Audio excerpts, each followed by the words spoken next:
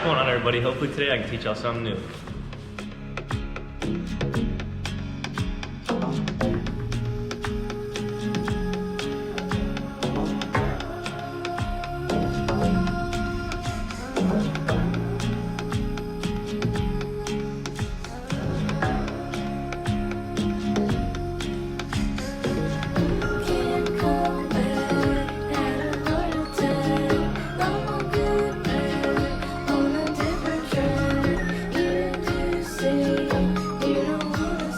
So today I'm going to be going over the basics of skating transition and how to get into it.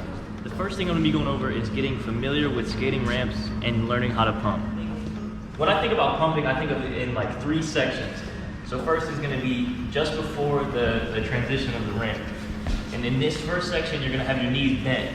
So you're going to come in, knees bent, and then in this next section, number 2, about here of the transition, it'll change different depending on what the ramp is or like how steep the transition is. In section 2, you're gonna have your knees straight. You're gonna kind of throw yourself through section 2 into section 3, which is you're gonna go back to being bent. So it's gonna be a bend, straight, bend, and then same on the way out. Same when you're going backwards, going fakie as well.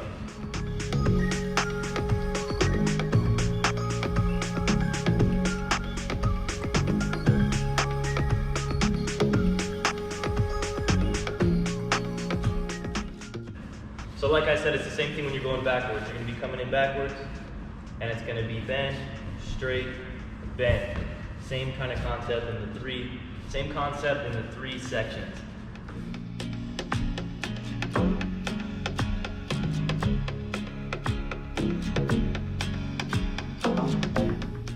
All right, so now the next thing we're going to be going over is backside and frontside kick turns. When doing kick turns on a ramp, whether it be a bank, quarter pipe, half pipe, mini ramp, whatever, it's gonna relate also to, like in my last video, I went over tic-tacs. Like the majority of a lot of skateboarding tricks, your shoulders are gonna lead the way for everything. Your board is always gonna follow your shoulders in almost anything you do in skateboarding. Let's start with the backside kick turn. You're gonna roll up the ramp like normal, whether you're goofy or regular footed. It's gonna be to your front, which might not make sense at first, but that's gonna be called the backside kick turn when turning towards your front. What actually makes it backside or front side, whichever part of your body you are putting towards the coping, which is the top of the quarter pipe or the top of the ramp in that situation. So because it's a backside kick turn, you're turning your back to the coping. When going up and doing this, you're gonna be going up the ramp like normal. You're gonna be turning your back to the coping. You're gonna wanna turn around and pretty much look to the direction you're going. You don't wanna look down, and you don't wanna do it in like a quick jerking motion. You wanna do it, you want to make it natural. So when you start going up the ramp, you want to wait for that window of when you stop going forward and you start to go back. So you're going to go up and it's going to pause and you're going to start to come back. You want to turn your body in that window of doing nothing, of stopping. So you want to go up in that window of stopping. You're going to turn your whole body around, and then at that point you're going to, once your shoulders are completely around, you're going to want to lift your front foot and it'll just follow with your shoulders like nothing. And also at first when you start the kick turn, you don't have to go straight up to do a full 180 turn. It's even better if you start on like a whole angle so it's barely a turn, maybe like less than 90 degrees.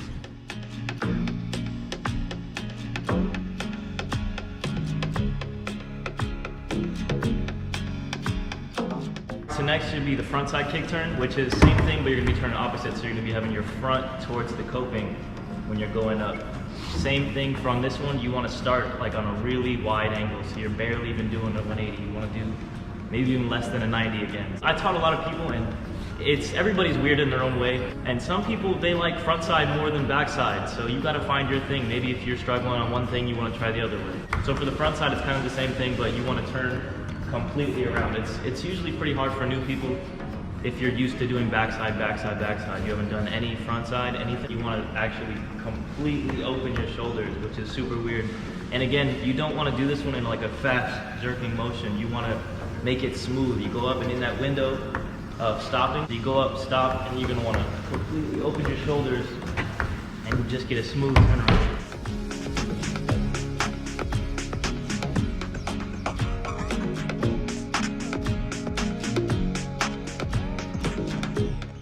Also, when doing your kick turns, it's okay to do them in small steps. It doesn't have to be one fluid motion. You could do it in a bunch of little ones. Doing kick turns like that is totally fine until you start to get it down and you get the feeling of doing both frontside and backside. I completely understand that, like when everybody sees a quarter pipe or a mini ramp, they're like, man, I want to drop in. Same for as soon as somebody steps on a skateboard, they're like, man, I want to ollie. But it takes a lot of practice, a lot of time. I don't suggest anybody jumps into dropping in as soon as they get on a board or as soon as they see a quarter pipe. You got to get familiar with it in the first place and understand how to ride it. So when trying to drop in, I strongly suggest just taking baby steps into it. You don't want to go straight for it. That takes a lot. Or even like the facility we have here, we use the sponge. The sponge. We use this bad boy to throw it. We have beginners drop in going into it. Of course, while holding their arms as they drop in to prevent them from falling back, because that's the worst way. When you're dropping in, you want to 100% push down, smack it down. That's why we strongly suggest people fall into the sponge and not back onto us. Just like skateboarding, it takes a lot of mental power to drop in. It's pretty crazy at first. So the baby steps on dropping in, you're gonna wanna start doing a fakie tail. I like to think of it more as lifting your front foot instead of pushing the tail down, because if you push the tail, you might slip back and that's gonna be a bad day. So you wanna just lift the front, roll up, come back fakie, lift the front, and keep that. So like for a lot of tricks, I tell a lot of people to start really low and then slowly work higher and higher. It doesn't have to be at the top of the ramp, just at the top of how fast you're going.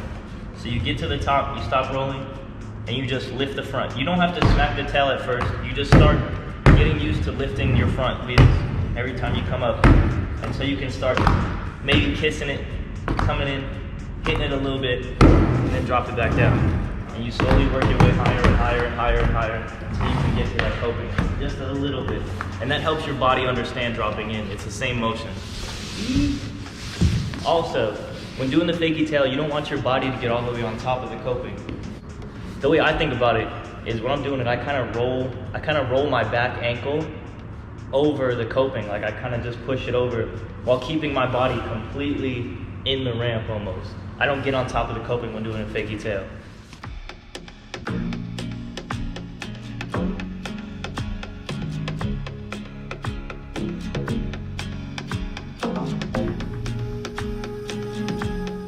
So once you got some good fakie tails and you think you're ready to drop in, I'd strongly suggest you get somebody to help you to carry you down and force you into the drop in. Or even if you got something, if you're blessed enough to have a sponge like we have, which I find that hard to believe, I strongly suggest you get somebody to stand in the ramp and hold your arms like you hold them forward. And they pull you into it or try and catch you from falling back, because it takes a lot of commitment. It is like almost 100% mental.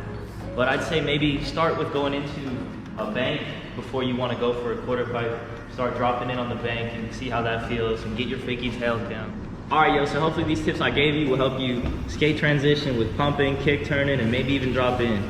And this beautiful skate park actually has an Instagram and a YouTube, which I'll link down in the description below. If you have any further questions or maybe you want help doing a certain thing or a certain trick, I'll get into eventually. But if you want personal advice on something that you're doing, just shoot me a message on Instagram. I'll have that in the description as well. I'd love to help anybody with any trick.